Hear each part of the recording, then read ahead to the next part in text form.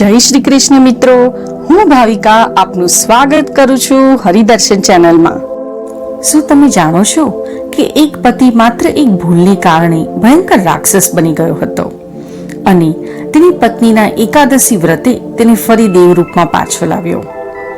આ છે કામદા એકાદશીની એવી ચમત્કારિક કથા જે દરેક ભક્તને સાંભળવી જ જોઈએ। તો શરૂઆત કરીએ આજની સુંદર વાર્તાની।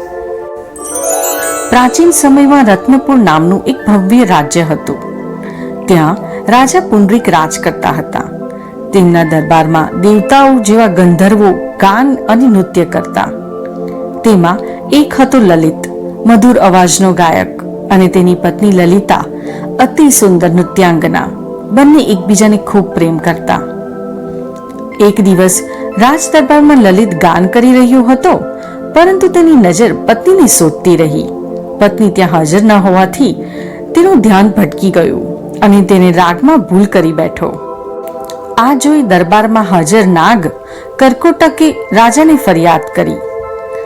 રાજ દરબારમાં આવી અવગણના થતા રાજા ખૂબ ગુસ્સે ભરાયા અને તે કહેવા લાગ્યા, હવે તું ગંધર્વ રહેવાને લાયક નથી, અને રાજાએ તેને શ્રાપ આપ્યો।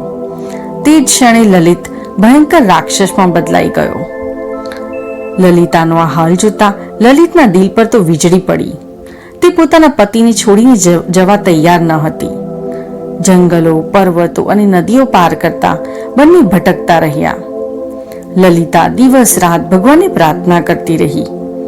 એક દિવસ તેઓ વિંધ્યાચલ પર્વતમાં શૃંગી ઋષિના આશ્રમે પહોંચ્યા।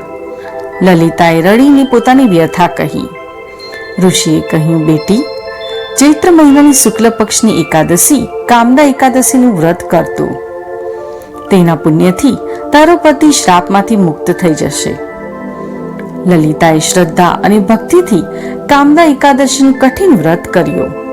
દ્વાદશીના દિવસે પારણા કર્યા અને પછી તેને ભગવાન વિષ્ણુને પ્રાર્થના કરી, અને જુઓ, ચમત્કાર થયો। લલિતનું રાક્ષસ રૂપ નાશ પામ્યું અને તે ફરીથી સુંદર ગંધર્વ બની ગયો। આ કથા આપણને શીખવે છે કે સાચી ભક્તિ અને પત્નીનો સાચો પ્રેમ પણ દેવોને પ્રસન્ન કરી શકે છે। કામદા એકાદશીનું વ્રત પાપોનો નાશ કરે છે, શ્રાપમાંથી મુક્તિ આપે છે અને મનની ઈચ્છાઓ પૂર્ણ કરે છે। મિત્રો, જો તમને આવી ધાર્મિક અને પ્રેરણાદાયી કથાઓ જોવી ગમતી હોય તો આ વિડીયોને લાઈક જરૂરથી કરજો, ચેનલને સબસ્ક્રાઇબ કરજો, મિત્રો સાથે વિડીયો શેર કરજો અને કમેન્ટમાં જય શ્રી કૃષ્ણ અવશ્ય લખજો। જય શ્રી કૃષ્ણ।